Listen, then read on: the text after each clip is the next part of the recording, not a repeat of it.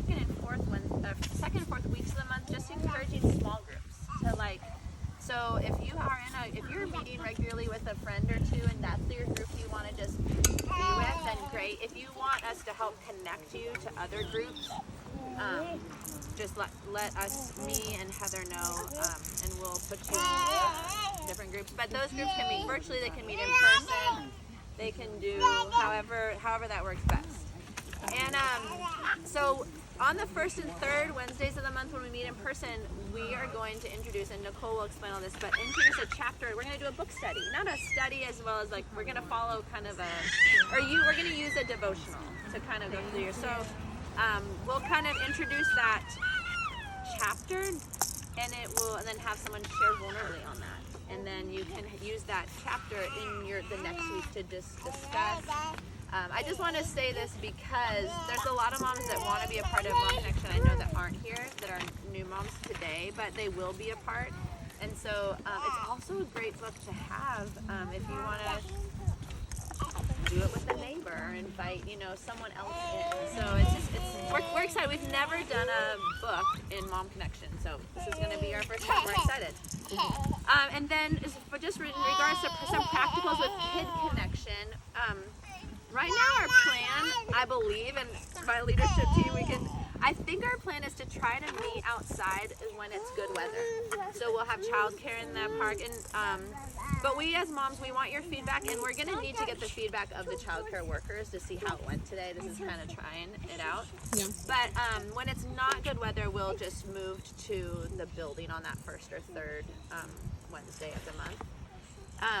But so if you could just have labeled everything when you drop off your kid, and then we will provide just a simple snack, like Cheerios if everyone's okay with that. But again, if there's any part that you're not okay with, just talk to me and we can address that. But mainly just saying, hey, if you could have water bottles labeled.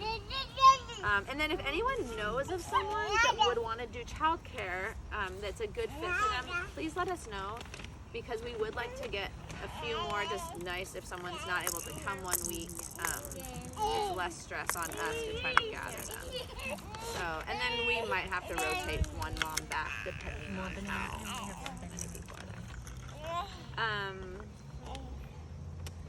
I think that's all the announcement part I had. And then, this here just a little more than another big part of the vision part we had is that we just felt like there was a big push on just praying together, actual prayer.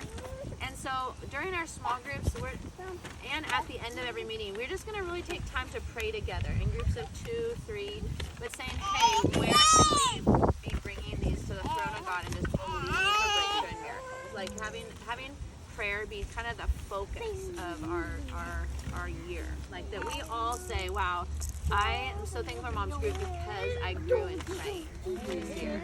So that place of prayer is kind of the backbone of where we're really hoping to go each week of never leaving. I wrote this in here, but never leaving with the baggage that you've brought in. If there's anything, just leaning at the throne of the Father and saying, hey God, how do you want to meet me here?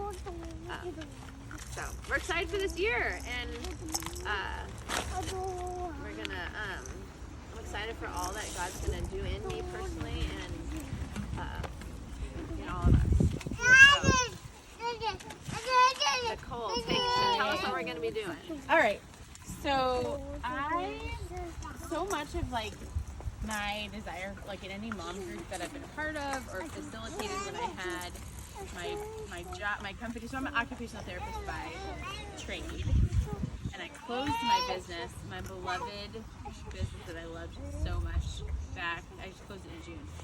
But one of the things that was my favorite thing was to run new moms groups, because 14 and a half years ago when I was in my new moms group at the hospital, I had just this experience where I would come feeling I had so many questions and so burdened with feeling like I was so inadequate, and I'd get there and everyone would share how awesome their mothering experiences were, and I'd be like I felt so alone. And so I was really excited to be a part of this team because I think whether you're in secular circles or Christian circles, we can hide. You know, we all have stories. We have stories of like in our mothering, within our relationships with our spouses, kids, friends, and whatever. And like all the different experiences that we have, I look at are like these stories that we have. And some of them we're so excited to share, and some of them we hide because we're ashamed. Or we have believed the lie that the enemy, like that we're ashamed over like our birth story that didn't go the way that we wanted, or that our marriage is not as awesome as so-and-so's marriage. And so I'm like, if we continue to believe this lie, we're in bondage, right? And so I'm like, what if we created a space where we could have people in our community share on these different topics? There'd be questions and challenges for us to bring this to the foot of the cross and say, I need some reconciliation. I need some repair over what I have believed about my birth story, my school preferences, my food choices, my marriage, my heart attitude, and creating a space where we can bring that, the good, the bad, and the ugly, and the shameful, and be released and free of that. And so when I found this book last year, Risen Motherhood, and I don't know if some of you have heard of the podcast, I fell in love with it because they take the gospel of Jesus, like the perfect story of like God created us, right? And before sin, like he had the best of everything for us. Because of the fall, his best doesn't look like his best. But because of Jesus, there's hope, and everything will be made right in heaven. So they take that gospel principle in all of these different areas, and it gives us hope to say like we don't have to like muster up our own strength. But so anyway, so using this book, using the testimonies and stories of people in our community, we can kind of look at that. Go ahead, Auntie Becky. We good. Good. Crying's good with Paul.